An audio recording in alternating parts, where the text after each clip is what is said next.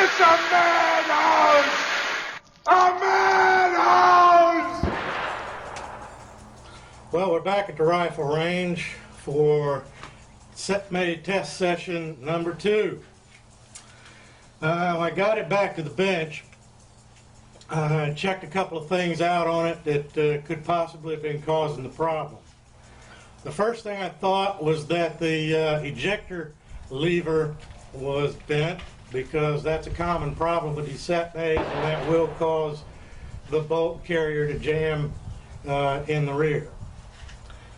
Now, I checked my ejector lever, and as far as I could tell, there's nothing wrong with it. Your ejector lever is supposed to lie flat, perfectly flat on a flat surface, and mine does. I could find no bend in it at all, and it didn't have enough side-to-side play in the trigger cage for me to think that that was the problem. So I put the old ejector back in it.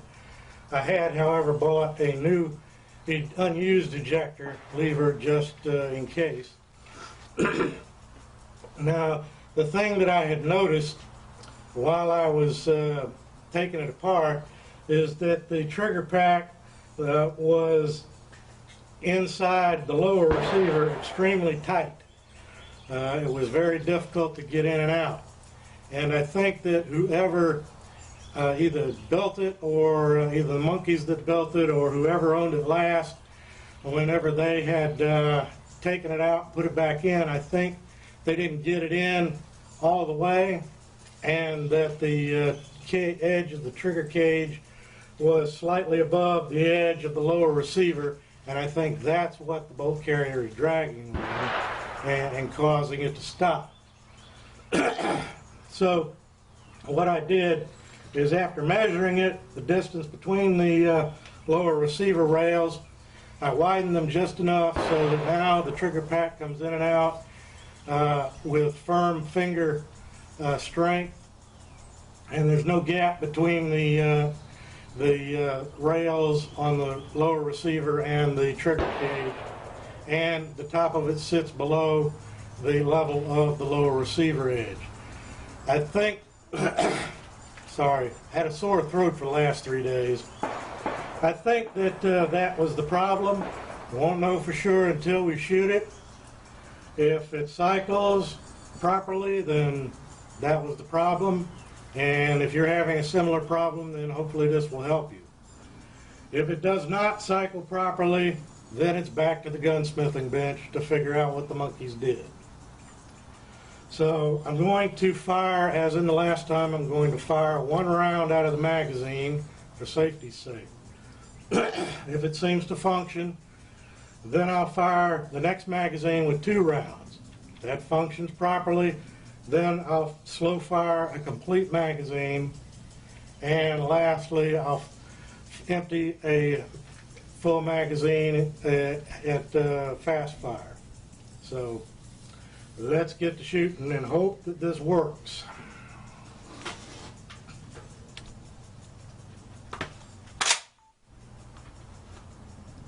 Alright, looks like it's locked up.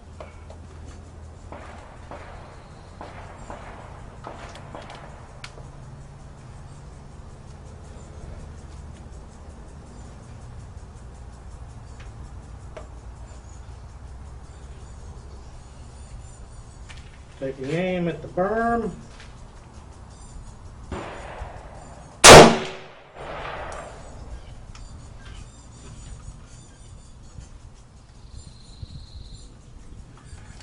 And I think we still have a problem.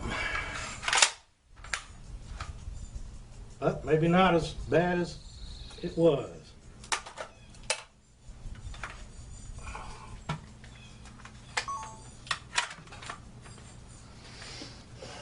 Maybe it'll work itself out.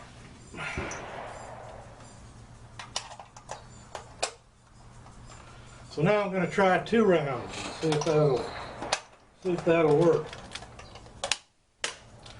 The reason because last time when it failed to go forward, it took a good solid bump on the rear of the buttstock to get it to let go. This time, just moving it around seem to accomplish that.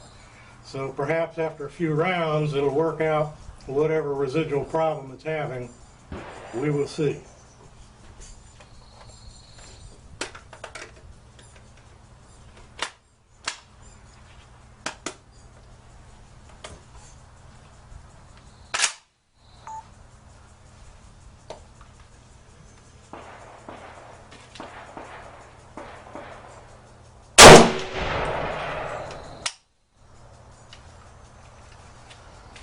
Okay, well, we're making progress.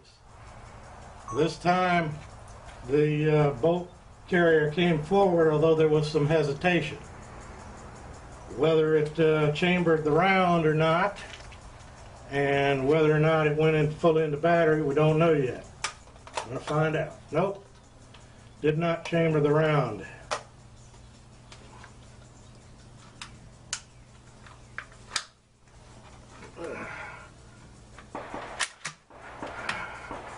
So, fire this one.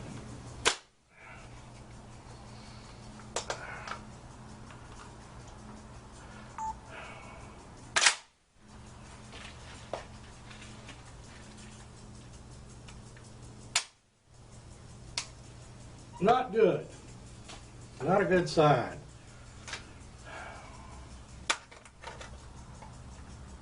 Chambered the round. Let's try it again. Of course, this is also the first time that I've tried shooting this magazine with more than one round in it. So the magazine could be defective or just not work with this one. We'll find out.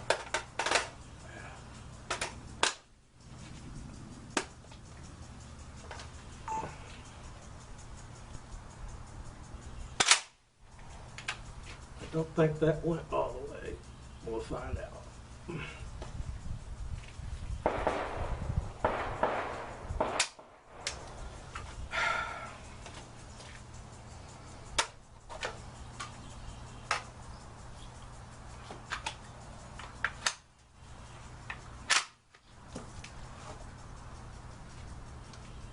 The round goes.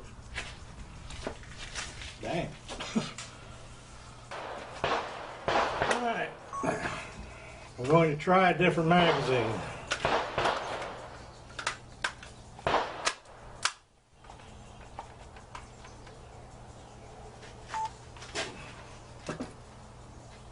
Let gravity give this a little help. Still don't think it went in. We'll find out.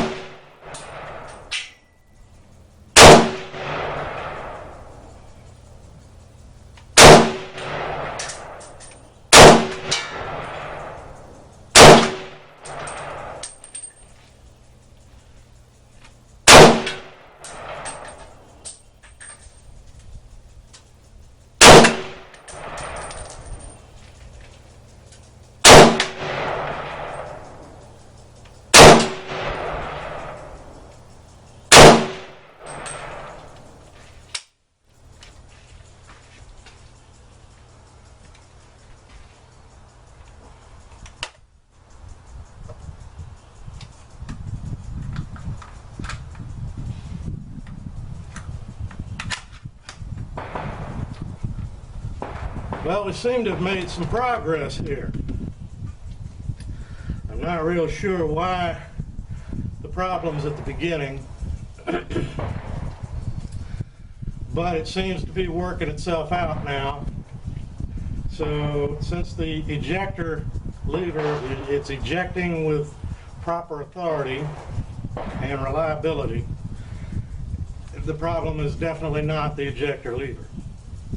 And since it seems to be starting to function properly now, it very well could be that the problem was indeed the fit of the trigger pack in the lower receiver. I'm not going to declare success yet because there were a few other problems here. Some of it could have been my fault, not slapping with authority the cocking handle. It may need a little gravity assist. I'm going to cut now for a moment to give my voice some water and a chance to recover, and then I'll be back and we'll shoot the next magazine full and see how that goes. I'm back after a little water break for my throat. It seems that it started functioning properly now. I think that my hunch about the problem with the trigger cage being too high in the receiver was the original problem with it jamming. And I think that although I had it seated better after widening the lips on the lower out a little bit better, I may not have had it entirely properly seated. And I'm thinking that the reason for the initial hesitation problems during this test session may have been because of that, and I think that after firing a few rounds it has finally seated itself, and now it seems to be functional. We're going to find out for sure in a moment. So let's fire the next magazine here. Give the slap a little gravity assist. Let's see what we can do.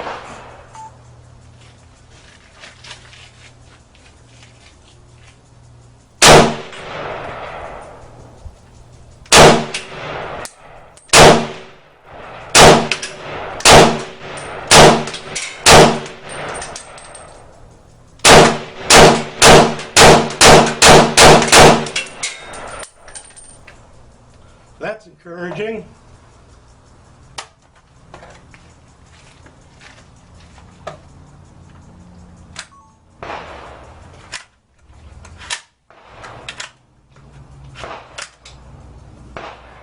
Haven't got quite the hang of that yet.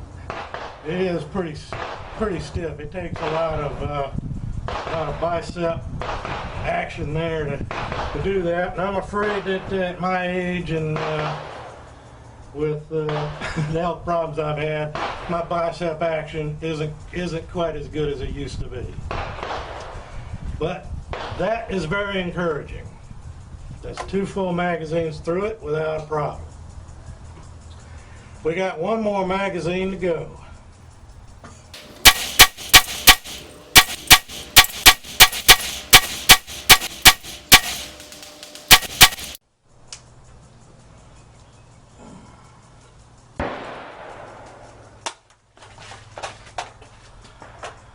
One thing I'm not used to on my guns is the no bullet hole open on the last round.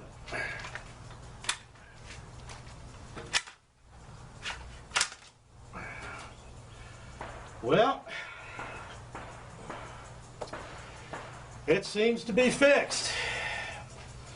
So one thing that this teaches is that the problem is not always the obvious one when you're working on guns.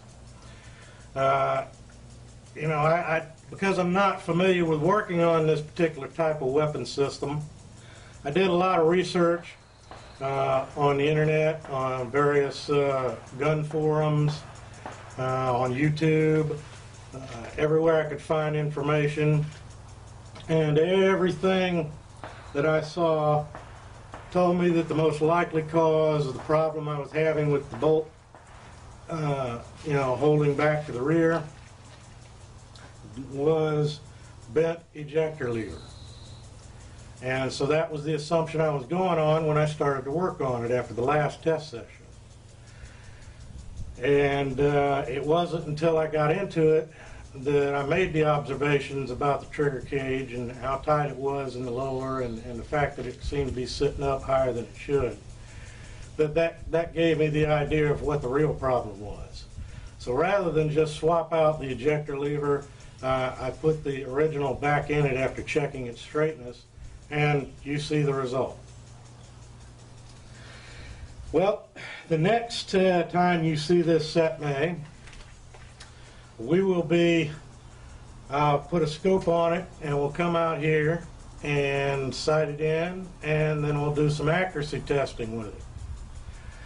Now, just based on the spot on the 100-yard berm that I was shooting at, using the iron sight set on the I guess it's the 100-meter setting, it seemed to have dug a nice deep hole right in the same spot.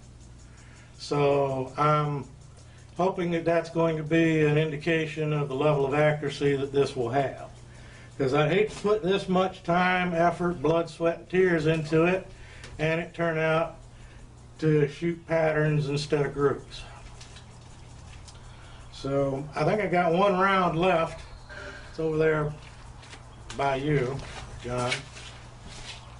So let's put this one down range in this suspect magazine.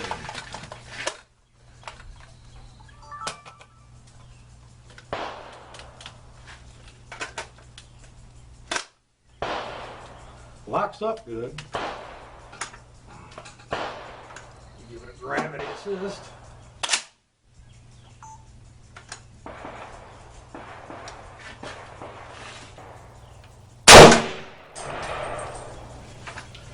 Yep, I don't think there was any problem with the magazine. I think it was just still working out the final kinks. Well, so far this is my saga of the monkey-made CETME, and like I said, next time we'll be sighting it in with a scope, and we'll do some accuracy testing. I've got 2 or 3 different loads to try in it. We'll see how it groups at 100 yards, and that will be the end of this video saga of my monkey-made CETME. So until we do that, good day. You did it.